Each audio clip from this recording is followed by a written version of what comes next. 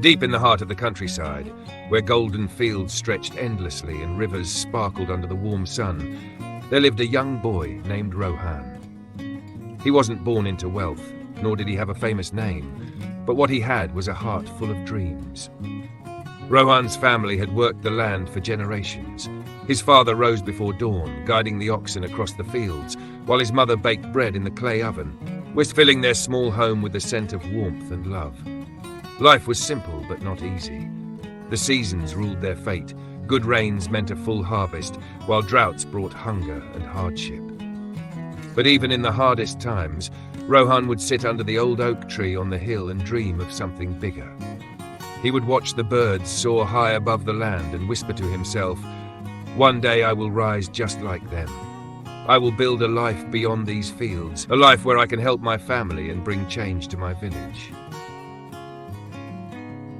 One evening, as Rohan sat by the fire, he overheard his parents talking in hushed voices. The harvest had been poor that year, and they worried about how they would make it through the winter. "We need more hands in the field," his father sighed. "We can't afford to send Rohan away for schooling." Rohan's heart sank.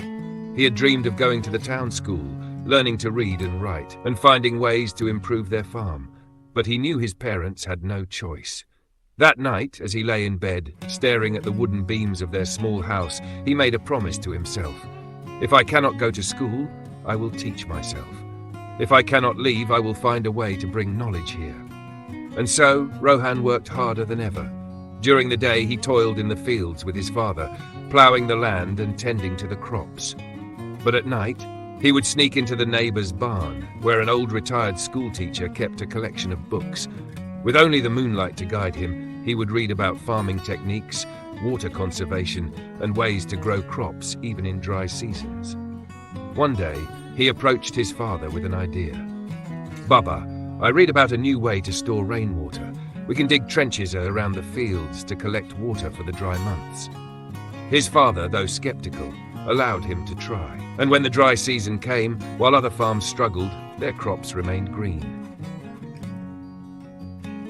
Word spread through the village about Rohan's ideas.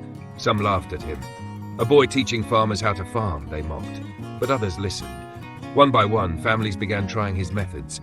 They learned how to rotate crops, use natural fertilizers, and store water efficiently. Slowly, the village, once struggling, began to thrive. But success did not come without obstacles. One year, a terrible flood swept through the fields, destroying everything they had built. The villagers were heartbroken. "This is the end," they cried. "We cannot rebuild." But Rohan stood firm. "We have faced hardship before. We will plant again. We will rebuild." His words ignited a fire in the people's hearts. Together, they replanted, repaired, and restored their land. And when the next harvest came, it was the richest they had ever seen. Years passed, and Rohan's small village became an example for others. People from neighboring villages came to learn from him. He was no longer just a farmer's son. He had become a leader, a teacher, and a beacon of hope for those who had once believed they were destined for struggle. One evening, as he sat under the old oak tree, a young boy approached him. "Sir," the boy said, "I want to learn, just like you did, but I don't have books." Rohan smiled and handed him a worn-out book, the very first one he had read by moonlight all those years ago. "Knowledge is not about where you learn, but how much you are willing to fight for it," he said. And so the boy took the book and ran back to his home, ready to start his own journey. As Rohan watched the sunset over the fields, he knew that his story was no longer just his own. It was a story for anyone who had ever felt small, ever felt lost, ever felt like they couldn't change their fate.